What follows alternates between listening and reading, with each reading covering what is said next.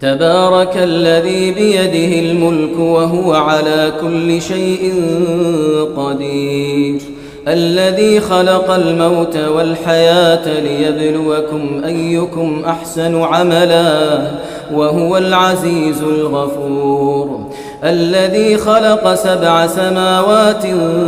طباقا ما ترى في خلق الرحمن من تفاوت فارجع البصر هل ترى من فطور ثم ارجع البصر كرتين ينقلب إليك البصر خاسئا وهو حسير ولقد زينا السماء الدنيا بمصابيح وجعلناها رجوما للشياطين وأعتدنا لهم عذاب السعير وللذين كفروا بربهم عذاب جهنم